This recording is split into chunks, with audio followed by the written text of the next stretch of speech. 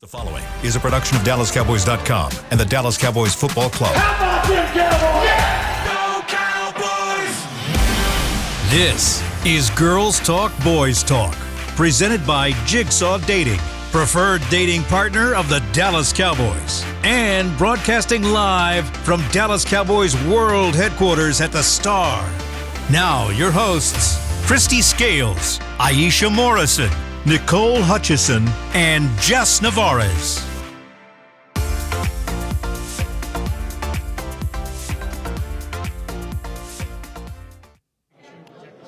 Yeah, we take, major pride in it. It's really about, if you can control home field, you guaranteeing yourself a spot in the playoffs. So, we just want to make sure, like, anybody that comes in here already know our mission. We're going to protect our house. You line up, you get up. Appreciate y'all. Welcome into Girls Talk, Boys Talk, presented by Jigsaw, the preferred dating partner of the Dallas Cowboys. I'm Nicole Hutchison, alongside Aisha Morrison, Jess Navarez, and Christy Scales. What's up, y'all? Hold on, wait, I'm sorry. We got to go back to that stop by DeMarcus Lawrence, because did y'all hear what he said? Oh, I thought you were telling me to turn around again. I was like, oh. No. He basically said, run up, get done up. That was in terms. Guys, the Cowboys, 11 straight home wins. Big win, demolishing the Rams. Let me start with you, Christy. Oh, he's a wordsmith. Yeah. He basically not shying away from drop his the mic. words. There you go. Yeah. But no, how was everything for the sidelines? I know you got to be on the sidelines for that game. So what would you see? How was the vibes after that win and actually during the game as You can get used to this being in the fourth quarter. We've had a lot of that through the first 7 home games where they're let the young guys. It has a preseason vibe at the end of the game where the young guys are out there getting some valuable reps because it's been such a lopsided score. But I tell you, it didn't start off that way. When you get sacked on 3 of the first 4 plays, but then one of them there's a illegal contact penalty, and that was a really key call in that game, and the Cowboys went on to score in that drive and made a huge difference. But really, another great example this week of complementary football, winning in all 3 phases, and C.D. Lamb talked about it yesterday in terms of the importance of getting scores from all 3 units, saying that it's not just playing for each other, standing up for each other, but standing upon each other's shoulders, and I thought it was a great example yesterday. Yeah, it was firing at all 3 phases, and that's such a cliche term to use when it comes to football. But you don't always get to say it and actually say it with your chest that that's what you saw during a game. You had offense that was just firing away. Dak Prescott playing the best version of Dak Prescott he can play. He was extending drives. And what I love that I think defined this game so early on, they get the ball. So Dallas ball, deferred coin toss from the Rams. Dallas ball, you get what? 3 sacks right off the bat, 1 actually called back early on because of a penalty. And you think at that point, oh no, what is this game going to look like? Oh no, I don't like where this is going. And then they continue to have a game like they did. So bend, but absolutely did not break. They came back stronger because of that kind of start. And I loved Dak's composure throughout all of that drive. He wasn't flustered. He wasn't frustrated. He said, do it again. I'm going to still get down the field, and I'm going to make sure I find the end zone while we're in there. So loved what I saw from the offense. You already know I loved that Jake Fergie touchdown. Yep. Y'all already know. Defense, here we go, everybody. The defense is anything but bland. There we go. My goodness. But what a fun game, really. Yeah. You forget how young Deron Bland is. You forget how young Marquise Bell is. You forget how young Damone Clark is. These are young players that continue to be impact players of this game. Special teams, Brandon Aubrey being clutch, Butter Aubrey, I should call him, and then Kavonte Turpin. We can get more into that later. But absolutely just a hungry team, and I really, really like the bar that they have now set for themselves. Yeah, this game I was looking for the response, and that was not even like with them coming off the bye, how they would respond to making changes, what changes would they make. And then also, too, when you talk about this game, I was looking at how they responded to the adversity they went through. You mentioned you and Christy mentioned the first few snaps, they're being, there being sacks, a lot of the time that changes how a quarterback plays. And Dak still was able to stand in the pocket, obviously evade the pocket and make plays. And then after the Rams double dipped, after going down and scoring right before the half, and then coming back and scoring to start the third, I thought that could be a huge moment in this game to kind of shift things. And the Cowboys, you know what they did? They responded. They went down with a 9-minute drive, killed the clock, had that Rams defense out there all that time, and they scored. And for me, that is one of the biggest things that I've been just kind of, I wanted to see post-bye. You mentioned that, a lot of time teams come out after a bye and they're a little rusty. There was maybe the offensive line was a little rusty to start, but after that, I didn't see any of that. It really felt like they took that momentum from the bye, which is crazy. Well, from the Chargers game, which is crazy. That was 2 weeks ago. And were really able to implement even some of those things that they did well in that game into this game, because we've just been looking for consistency with usage. And I'm like, okay, they're starting to put things together and starting to, I know Mike McCarthy mentioned the different variations about the things that we've seen this far. And so for me in this game, it was less about what the Rams were doing. And again, what they did was important, but it was more so, how does this team come out post-bye and implement some of the things that they worked on and stuff we've been asking to see from them to this point, especially offensively. Yeah, that's where we're going to start, actually, kicking things off with this offense. Of course, Prescott. Sorry, Dak Prescott with the first three touchdown passing game of the season. Four. Four. My math's a little bad. That's okay. Sorry, that's it's why Monday. It's Monday. 4. But no, this offense is clearly 4 for 4. 4 for 4. Like Wendy's. No, this 4 offense, from 4? 4 for 4. 4 for 4. 4 from 4 is what I'm saying. 4. No, I'm saying 4 from 4. I get what you're For saying. Dak And he Prescott. likes Wendy's. Yeah. He likes their nuggets. He said it his rookie year. That's creative. I love my nuggets. bad. I'm so No, it's hungry. okay. We always Tangent. It's okay. It happens. No. But obviously, Dak Prescott having the game of his season, best game of his season. You got CD. Just record books for him. And then, of course, Brandon Cooks, second touchdown as a Dallas Cowboy, his first back-to-back receiving touchdown game since 2021, since he was Houston Texans. So just a lot of groundbreaking, or I guess, what's the word I'm looking for?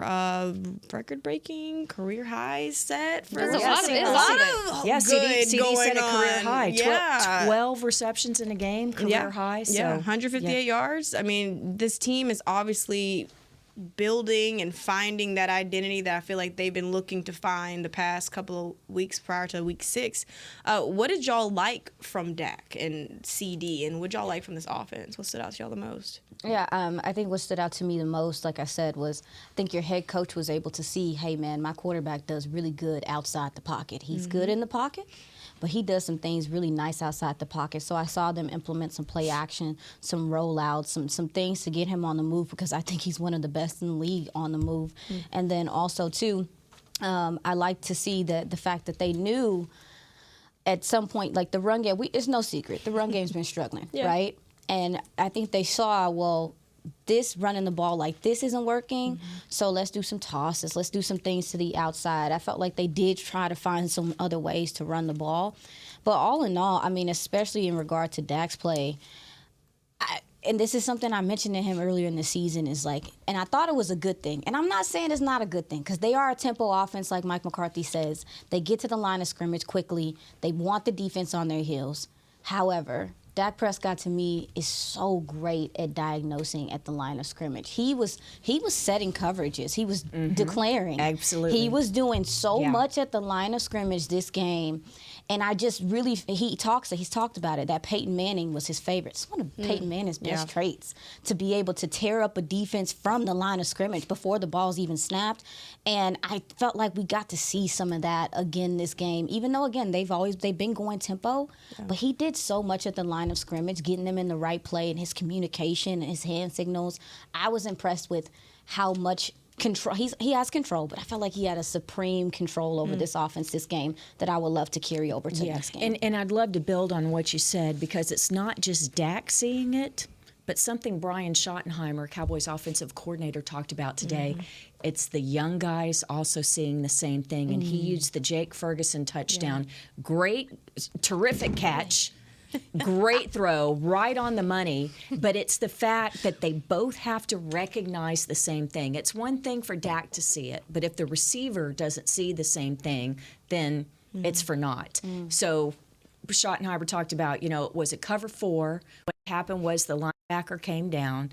But anyway, the way that Ferguson read the linebacker, he knew that the ball was coming to him. And so that is the key thing, that they're seeing the same thing at the same time. And you know who else is seeing the same thing at the same time? TD, CD. We love to see him in the end zone. And we love to see this. I want to say it's a new era, because it's definitely a new standard that both CeeDee Lamb and Dak Prescott are setting when they are on the same page. It's a new version of trust that you're seeing. And what I love the most about it is, after the game, Dak was asked about, kind of where's this coming from? He said, it's all of the work that we've put in since the offseason. We heard about all of their time taken in Atlanta when they took that trip, or in OTAs, mini camp, all of the off-record time, I guess I should say, Dak's backyard that was put in this offseason is finally paying dividends for them now. And Dak said that's why it's so frustrating when things aren't working out their way. That's why it's so frustrating when things aren't working out their way, because of that. They know all of the time, all of the work that they've put into it. And so, remember last week, guys, it's almost crazy. Like, we know what we're talking about on this podcast sometimes. When we said, what you're going to see from the best of this team has not happened yet. And I think you're starting to see glimpses of that yet to happen, because McCarthy even said, what you're seeing now is a product of them putting out more that they haven't had to do yet. And we've talked about how this playbook has kind of just been kept a little bit closed, and now it's starting to open up a little bit more. So getting CD involved is just so vital and so important. So I'm really excited to see more of that. And to your point, his first touchdown catch, the one early in the second quarter, the 10-yarder, Brian Schottenheimer said today, that was a specific play that they worked on during the bye week. And so it was a new concept, and they had just been able to rep it a few times in practice last week. Okay. So, yes, to Jess's point, all the time on task in the off season, it all goes into being able to, when you get to the regular season and your practice time, the on-the-field part is so minimal. Just a couple hours for game plan installation day 1 on Wednesday, game plan install 2 hours on the field on Thursday. But when you're able to take a new concept, get it in there, and after a few reps, being able to apply it, see it manifest itself on Sunday, wow. That's key. I think I love the fact that you're seeing this trust really, start to develop between Dak and his guys, right? And that's something that he kind of talked about post game was even with Jake Fergie. Every time we talk about Fergie, I'm doing his little Fergie dance. It's all right. Jake Ferguson, him and Dak have really started to trust each other. He trusts that, he's had a couple of drop balls the first couple of weeks, so now he's trusting that Jay will actually make the right route, make the right read, and that's something that Brandon Cooks also, I think he told him on the sideline, hey, I can win this matchup. And that's what happened when Dak actually found him at the end of the back of the end zone. So you're starting to see that trust really develop and grow more and more. And it's going to be dangerous to see how much they really improve and that trust build with CD, and not that they don't have it now, but just, continue to grow. But as far as that run game, you kind of were hitting on the nail where I wanted to go with this. How much more dangerous can this team go in with the way that they're playing now, and they finally get that consistency in this run game? How much more dangerous can this Cowboys team be? Man, I want to say they would be a lot more. I want to say they would be a lot more dangerous. But what I will say is, like, right now with this offensive line, I'm trying to temper my expectations with it. Yeah. And again, listen, you got a new coach. You have some new stuff going on here. Obviously, we've dealt with injuries left and right, so it is hard to find continuity. I do think they are going to continue to get better. However, if they're not anything crazy, I think that they have enough, and we got to see it in this game. They have enough to where if they need to run the ball, they can do it. Yep. And Mike McCarthy mentioned that, we talk about it with the run game, especially with the usage. Is it matchup? That's my question. Is it matchup based? Is it whatever? In this matchup, they clearly knew we can pass the ball. And don't get it twisted, man. Like the Rams team as a whole, we talked about it on this show. That 3-4 didn't really show the real story. This was a scrappy team. And so for them to go out and they said, you know what, our bread is being buttered in the passing game. And to just do that instead of just running into a brick wall and not having some success, I was cool with that. I do want to see what happens when they do have to just run the ball, but I'm also in a place where I'm kind of trying to feel out what this offensive line is going to be like moving forward, because if they can do just enough to bleed the clock when you need them to be, or to get some touches in certain ways when it's necessary, fine. I mean, if your passing game is going to be good, fine. But I'm a little, I don't know, I'm just kind of in between with the offensive line. Well, let me tell you what was happening on the sideline in pregame. And need to set this by saying that game day inactives, the deadline is 90 minutes before kickoff. So with the noon Central kickoff yesterday, the team had until 10:30 to turn in inactives for the game. Would Tyron Smith play or not after having the neck stinger issue come up last Thursday? I can tell you that as of about 10:15, the thought was that he was playing, including Tyron himself. And it was and Coach McCarthy confirmed this, so it's fine for me to say it, that it was a medical decision. The medical team decided that Tyron Smith, it was better for him to not play yesterday.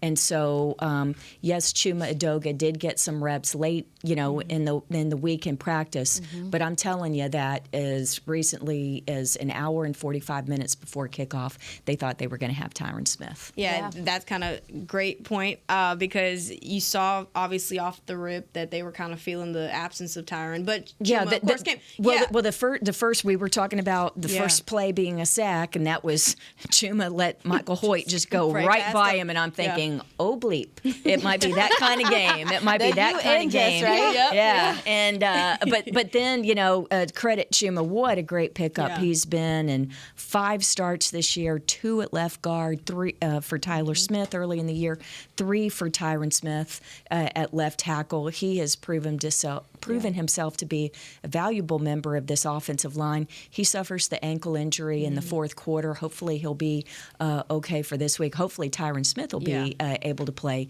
and ready for Philly on Sunday. Yeah, I know. We heard that, of course, Tyron will be missing practice Wednesday. Thursday they'll kind of decipher if he'll be available the next couple of days of practice. But with that offensive line that we did get to see with Chuma, do you feel that this was the best that we've seen from that group so far? What I think is going on here is because Chuma's stepped in so much throughout the course of the season, that the continuity that you're worried about missing, it's not lacking so much because he's comfortable being in this line and he's been in it before. And this is something that I've talked to Tyler Biotish about a lot, is when you have the same kind of rotation going in and then come game day when you have other guys filling in spots, it's not really anything different because they practice these kinds of combinations and variations of this O-line already. And so I don't think it's necessarily the best that we've seen them play yet, because I don't think you've seen their best yet. And that's no shade. That's just what it's been.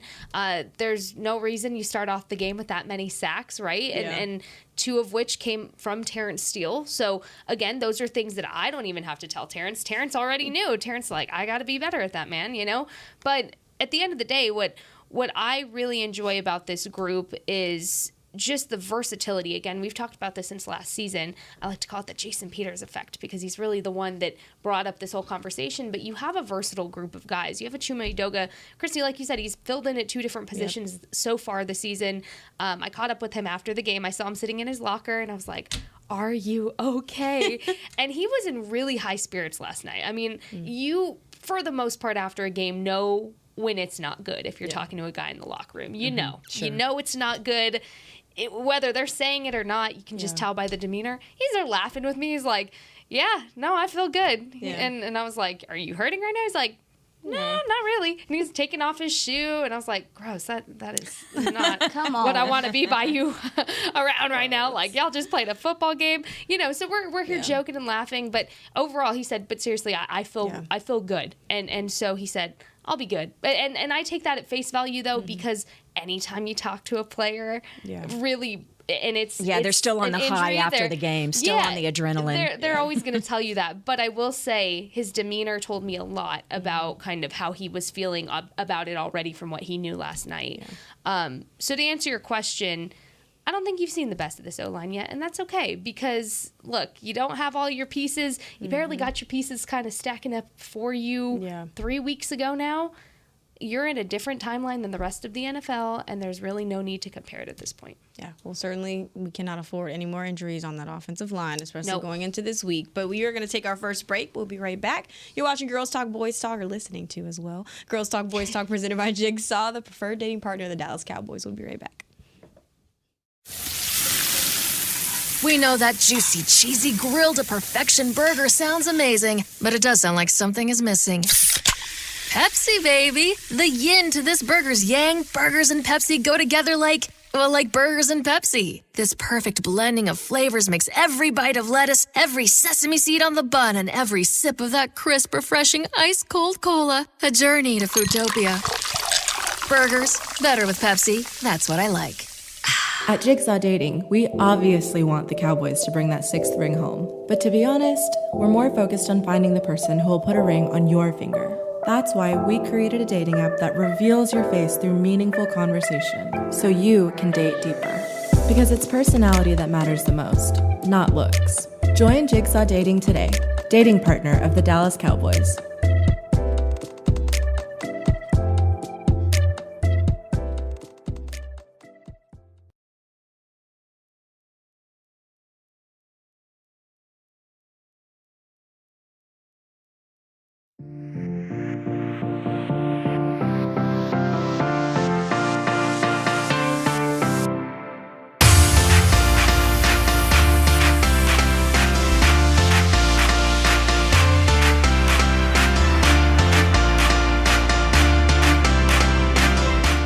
Cowboys head to Philly to take on the Eagles in Week 9 on November 5th. Come out to the Miller Lite House at AT&T Stadium for a free watch party presented by 7-Eleven. Cheer on the boys alongside the Dallas Cowboys cheerleaders and Rowdy while enjoying $5 Miller Lites, food trucks, and more. Gates open at 2 p.m. and kickoff is at 3:25. For more information and to claim your free watch party ticket, visit dallascowboys.com/watchparty. Go Cowboys. Watch party. How much does that cost? It's free. Oh, terrific. Fantastic. That's what I said earlier last week. We love free. We love Yeah, these hey, I free know little DCC, they're actually rehearsing out there this week to be ready for the watch party on Sunday. There you so go. And then you bet. food trucks, count me in. Have y'all had any food trucks out here? I guess. Oh yeah, Actually, they have the events out at AT&T Stadium. Yeah. It's terrific. I was going to say, I've been to a watch party before, and it was a couple years back, but the food trucks that were there, oh man, yeah. I had the best brisket I think I've ever had from a food truck at that watch party. And I want to say it was like brisket fries or something like that, but I remember the brisket, I was like, oh my goodness, so delicious. Glad Anyways, to know. just All always right, talk ladies. about food. No, it's okay. No worries. All right. It's time to talk about this defense. Obviously holding the Rams to just 2 offensive touchdowns. The rest were field goals. 92 yards on the ground, if I'm reading that correctly. Yeah, and only 280 yards total. Let's start with this defensive line, guys.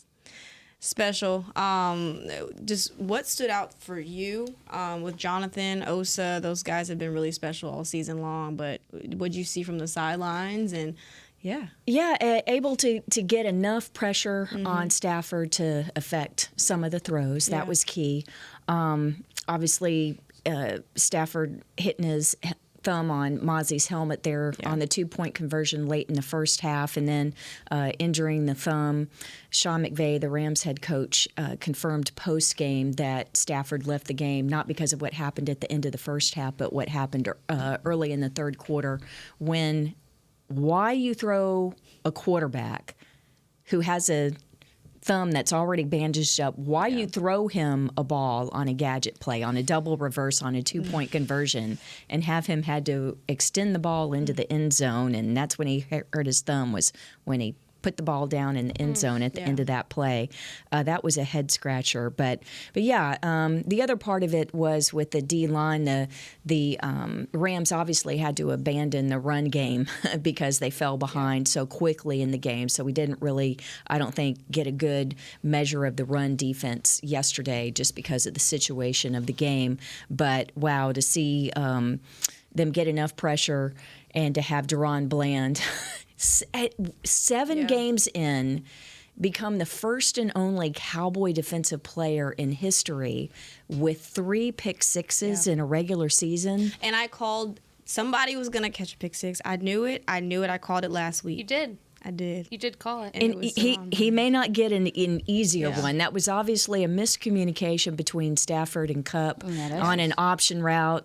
Cooper took it outside, and Matt kept it inside, and Deron was able to make a break on the ball and make him pay for it. But it's just terrific. And Dan Quinn talking about Deron Bland today. I know you appreciated a lot of his comments and just Deron, the way his hard work has paid off. Oh, man.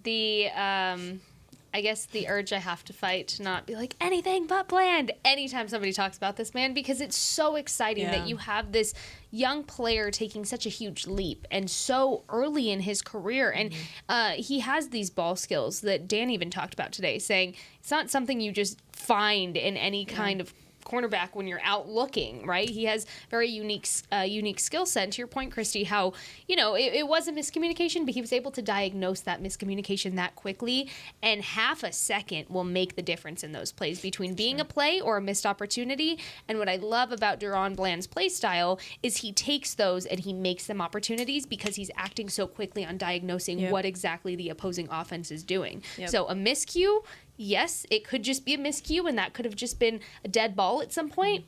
Not if Deron Bland's in there making it anything but Bland, making it spicy. Yeah, and actually, it was funny. Jaron Kearse goes in the locker room. It seems like quarterbacks just forget how to throw with you. It's just somehow. And so I asked him. I told him what Jaron said, and he was like, I don't think that's it. It's just I just got fat from playing receiver.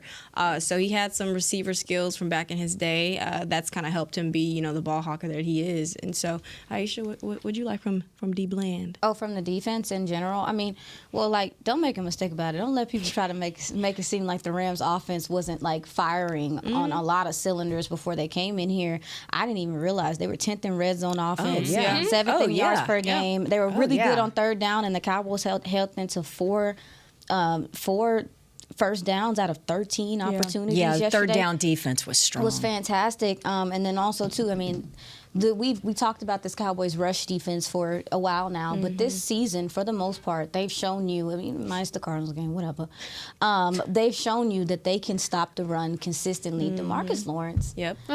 I don't, and that's why he can say stuff like he said at the beginning of the show. Yeah. Because he comes to the game and he shows that. And I just think it's so important for defensive ends. We talk about the veterans in the different rooms. DeMarcus Lawrence is such an example of what a complete DN is that it's not just rushing the passer. It's not just, how many times he's not gotten credit for sacks and stuff like that? He doesn't care. He enjoys impacting the game the way that he can in various ways. And, he's been vocal with us about, in the locker room about the fact he knows he's aging. Yeah. But it doesn't stop him from playing at the level that he does. And I just think what he brings to you in run defense is so unique. And it's something that you can hang your hat on. Yeah. And I don't think there's a lot of D coordinators that can do that can hang their hat on, knowing that their defensive end, their veteran, is just going to stop the run at a high level and rush the passer at a high level. And so it's a luxury. It is. He is a luxury player at this point. And I'm so excited that people are giving him credit. I think the secondary plays so well, too. They were sticky in coverage. And, again, early in that game, I remember the Cowboys front wasn't getting home like that. Early in that game, Dan Quinn did dial up some pressure later and figure some things out. But early in that game, they weren't getting pressure on Stafford. But that secondary was playing hip pocket type stuff. And Marquise Bell's another gentleman. Ring the bell. Yeah, Marquise Bell's another gentleman. I think I saw today that he ranks number one. He's number one out of linebackers. His average depth of tackle being 2.91 yards. That means he's playing forward. That means he's at the line of scrimmage. scrimmage. That means he's not catching. He's not waiting for the play to come to him. He's going to make the play. I'm just impressed with really this, like I said, the secondary, because they've given up the big play almost every game at this point. You just have one time where you just like, God dang, how did that happen? Yeah. But their communication, I thought, was really good this game, because Sean McVay is one of the best minds in the Absolutely. game. Yep. He finds favorable matchups, and he thought he was finding favorable matchups with Marquise Definitely. Bell, and Marquise was like, Not over here. I can cover too. Yeah. Remember, I'm a safety too. So I think the second level is getting better. I think the defensive line played well, but I was really impressed with the secondary and how well they covered this game. Yeah, I talked with Cowboys defensive line coach Adam Dirty before the game, and I said, truly, what's the keys? Like, we have to get off to a fast start here because of exactly what Aisha said, that they do such a great job with the mismatches. And so, meaning in the passing game and being able to exploit that. And so such a, not only a fast start defensively, but in terms of getting a lead. He was talking about the whole team so that they could put them in those situations where they couldn't rely on the run and basically have to rely on the pass. And then, as we've seen throughout the 5 Cowboy victories this year, that's when the pass rush can kind of pin their ears back. And like you said, Dan Quinn really dialed it up later. Yeah, Marquise Bell. I think they have him. PFF has him as the. You got so happy about that. I think PFF has him as the 90, graded 90 in linebackers in just such a short amount of time. But that secondary, talk about just how they've come so far along and the growth that group has made, especially with Trayvon Diggs missing, right? Because that's some It's a big change, That's a girl. big change. It's That's some big shoes to fill with having to, replace a guy like Trayvon, but they've just done that so seamlessly. Well, I think Quinn made a great point today, saying that you really have to point to Jordan Lewis. Yeah. Because if Jordan Lewis wasn't able to come back from that very serious foot injury, if you were not able to put him in the slot, that is such a tough position that Bland would probably have to stay in there because it's so hard to find these nickel corners. It's a different skill set. It's a different mindset. It's a lot of traffic. You have to be a more willing tackler. There are all sorts of things. But the fact that Jordan Lewis was able to come back, and of course that's been his whole career, really, is to be the nickel guy that you can leave Bland on the outside. And we've seen the fruits of that with Duran's big plays. Yeah. I also think it's a combination of what a lot of people are doing. There's a lot of moving parts, and what I appreciate about it is as soon as Trey got out, your initial mindset is, well, who's going to fix that? Who's going to fill that spot? And it's not a who, it's a collective effort here of different moving parts. And so the pressure of filling in the shoes was never on anybody because it's a team effort to do that, knowing what an impact player Trayvon Diggs has been for this team and will continue to be even after he returns next season. But what I really like, too, is we're talking about Marquise Bell, and I got to finally catch up with him after the game in the locker room, and he is the most humble guy. Oh, my goodness. Yeah. I always laugh because now being a writer and having to write stories, you just have some stories that write themselves for you. Mm-hmm. And the way this man talks and speaks, the easiest story I've ever written was just him talking, and we were just having a conversation. I asked him, what has been the most significant part of Dan Quinn's coaching for you? And what has helped you really become more versatile in your skill set and feel so free to transition from position to position, because it sounds easy, but it's not.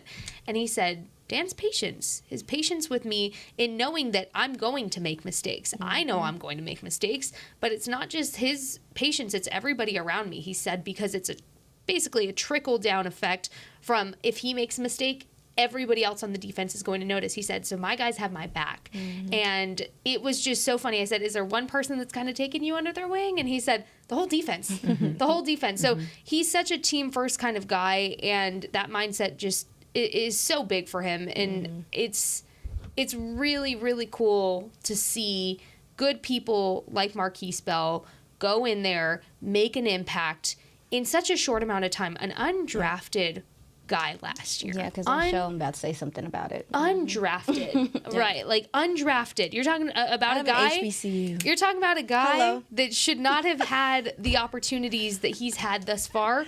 but Dan Quinn seeing something in him that's allowed him to do what he does best. I asked Dan about it, and he said, I see what he gives me, and I pretty much Dan's setting him up for success at this point. So credit to Dan, credit to Marquise, credit to everybody around him who continues to just uplift these younger players within this defensive unit because it's making them better because of it. Yeah, that's where I'm at. I like the fact that I feel like the Cowboys are becoming, even with the, I really think with the Brandon Aubrey thing, more people are going to go out there and look for a soccer player. They're setting a trend somewhat. I know that other teams might have done it, but for him to be this successful means something.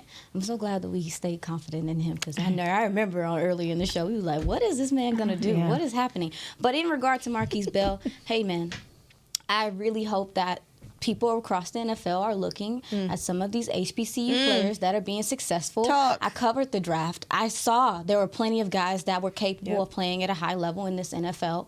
And Marquise Bell is one of the guys that is showing other teams that if you bring a guy in here, again, when you mentioned the patience, HBCU players, a lot of them, when they come in, they are learning new things. He told me himself, I've never seen a facility like this. I've never experienced these things.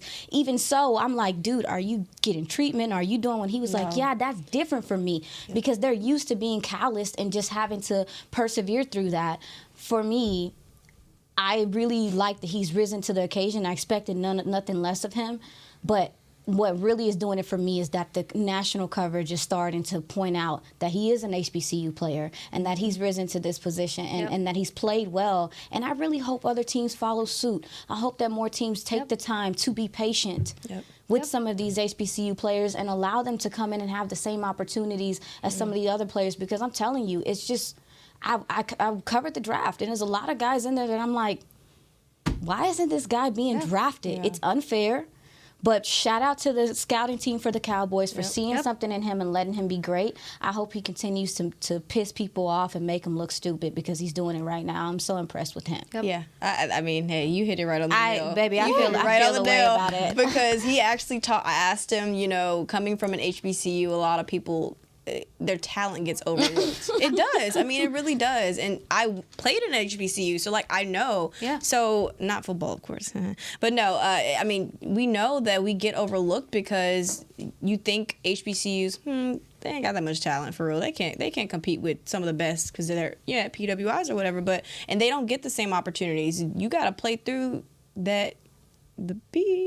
What's the word you try? Yes. Yeah, you got to play through it, whether you're injured or not. And so, they've had to go through a lot of things that a lot of guys at those top D1 levels don't really have to go through, right? They really got to get it out the mud, basically. And so I love that he's actually putting on a show and representing FAMU very, very well. And actually, a fun fact, this Cowboys defense has not allowed a pass catcher or a rusher to go over 100 yards in a game this season. Ooh. I think that's pretty freaking awesome. Come on, Stat. Also, come on. I have to say, I did promise him I would say this today on the podcast. Okay. What? I'm officially going to invest in a Marquise Bell. It will sit right here or right here, depending on the day. Ooh, and anytime he does something, you have to ring the bell. I've actually I like that. And he was all about it. He's like, they used to tell me that in college. I was like, no. You get your own bell on Girls Talk, Boys Talk. And that. he just said I had to make it look nice, and that he was cool with it. So there will be an official edition of the Marquise Bell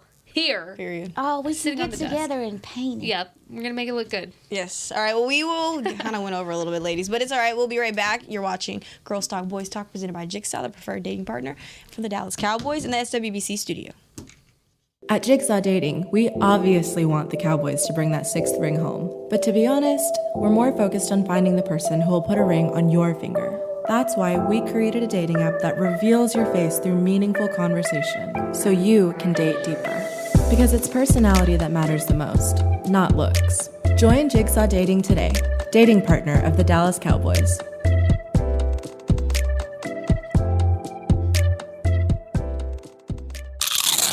You know that sound anywhere. It's the crisp crunch of that first nacho chip. With its perfect cheese to sour cream ratio sitting atop a layer of delicious beans, it's a sip away from perfection.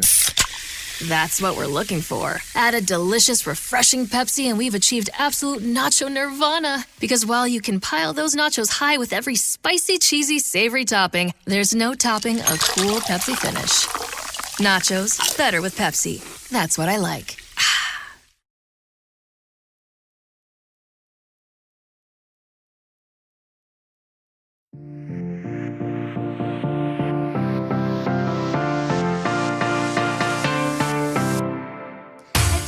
AT&T Stadium on Saturday, November 11th to experience Rally Day presented by SeatGeek. Celebrate Veterans Day with special presentations from the Color Guard and Junior ROTC drill team, plus a 21 gun salute. Take a tour of AT&T Stadium, get autographs from the Dallas Cowboys cheerleaders and alumni, play games, head outside to the Miller Lighthouse, and even play on the field. Visit AT&TStadium.com/rallydays for tickets and more information. And again, thank you to all of our veterans. What day is that? Aisha. 11/11. You gonna go? Nah, listen. Most veterans on Veterans Day make their rounds. I remember when I lived in El Paso, especially since there's a base there. Yeah. People would car hop and go to Buffalo Wild Wings, As go they to should. all the different Heck food yeah. places, and come home with this big old bag that of sounds just lit, food. though. Yep. I never had the energy to do it. I just Right. couldn't. I know I can get free food left and right. I'll drive you around. And do it. She needs help. Not for you. I'll drive you around and do it. No, But you I get do the it. perks of when you drive around, you get the food. I'm definitely going to ask Nah. about any events in the area because I would definitely love to get involved for Veterans Day. Yeah. Okay, There you sorry. go. I know that's like That's random. awesome. No, You should. that'd be cool. You That'd be should. cool. All right, ladies, let's go ahead and talk about the special teams. So many things to talk about. Brandon So Aubrey. many. Brandon Aubrey, 18 for 18 now, tying the NFL record for field goal attempts made. Shout out to him.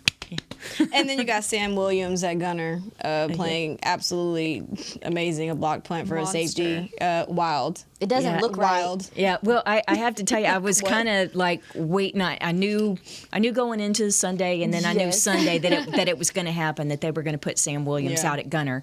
It is very unusual to have a defensive lineman play gunner. Usually gunners, those are the guys that are out wide to get the releases, go down, make the tackles on punt coverage. It's usually defensive backs, wide receivers, maybe backup running back, but it's the skinnier, faster guys, right? Kind of like, because you're out wide, you got it. Speed is the number one thing. But he runs 4.4, 4.46, 4.48, something like that in the combine at 262 pounds. Now, what I was told before the game was that they were hoping to get him a couple of reps, and maybe the second punt opportunity, maybe again in the fourth. Well, here's the thing. The Cowboys' offense was so efficient yesterday that they didn't punt until the fourth quarter, and they only got to do it twice, and Bones wanted Sam to have both opportunities to do that. So we actually did it in place of Jalen Tolbert, who got a little bit of a break there in the fourth quarter. But Sam made the tackle on the first one, or helped, on that great coverage, and then the second one helped force a fair catch. But outstanding, the athleticism, but also the attitude. And so talking with the coaching staff, they made the point that it's not just the speed and the freakish athleticism, it's the mentality required to play the gunner position. And real quick too, because sorry, I'm trying to get my notebook goodness. out. I got to hear Bones Fossil talk about Sam. I was like, whoa, what is she No, about sorry. I'm trying to just get my notebook out. I have to take notes during these press conferences, so the information retains in my head. Okay, so Bones was asked about this, the blocked punt specifically from Sam, and he said that wasn't a play design for Sam. He said it was just something that he went out and did. And then he talked about how proud he was of him, saying that that he's played better since he's gotten these opportunities, and that he's crazy fast and he has crazy strength, and I'm saying that in Bones terms.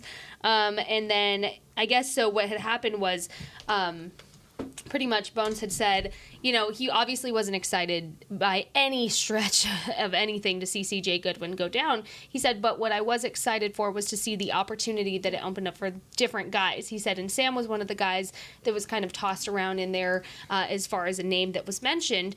He said, and from there, Sam has done nothing but work his tail off to make sure that those opportunities continue to come. He said there's some nuances that Sam does need to work on, and he gave a specific example that is a little too lengthy to explain here, but there's nuances he's like that I can be better at coaching him with. He said, but overall, he's really excited for Sam and his special teams opportunities that could be coming. Yeah. Sorry. My bad. No, Were you about to- I want to follow up on Yeah. one thing that Aisha was saying earlier about Brandon Aubrey, and that is going and finding soccer players, right?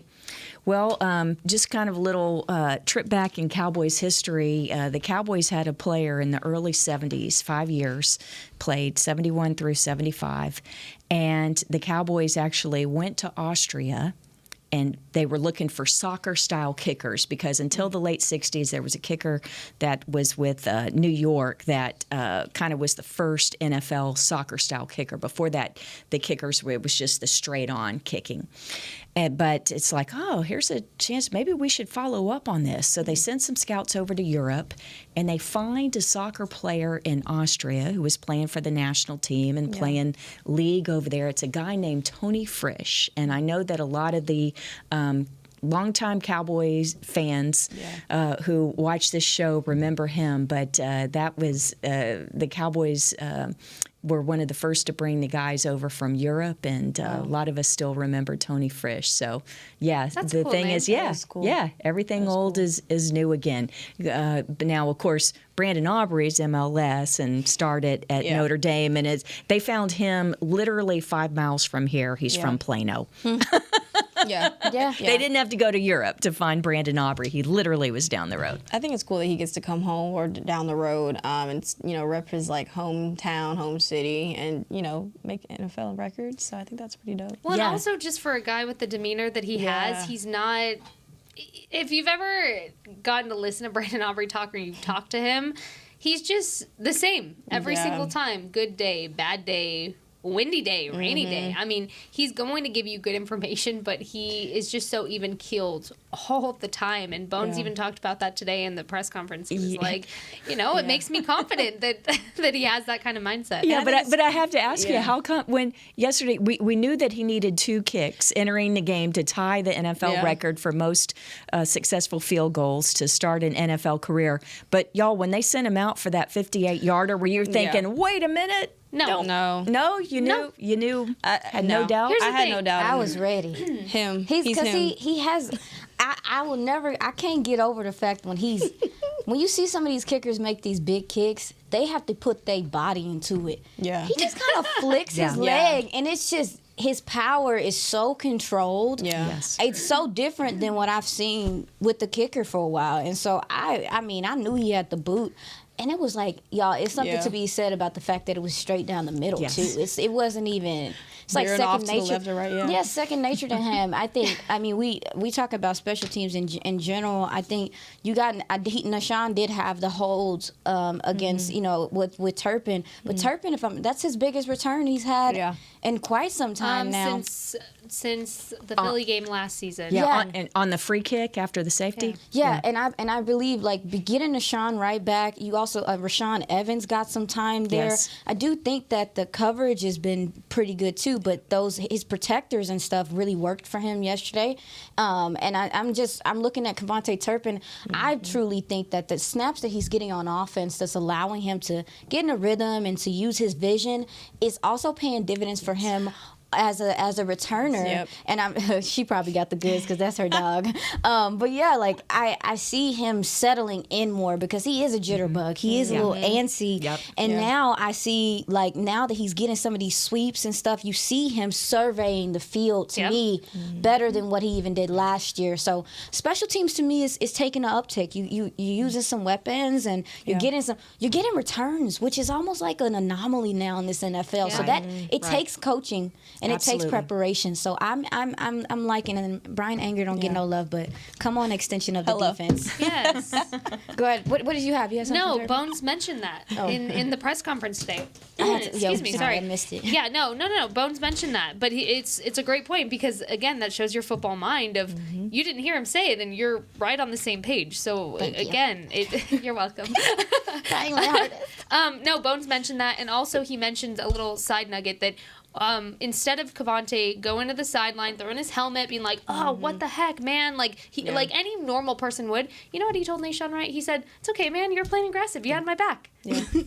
So again, Bones said, "I'm just so proud of where he is and the progression he's had since this time last year."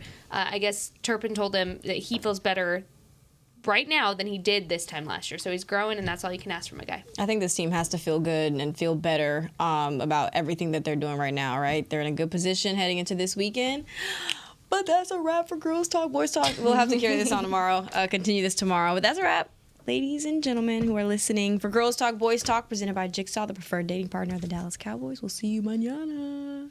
This has been a production of DallasCowboys.com and the Dallas Cowboys Football Club. How about this, Cowboys? Yeah!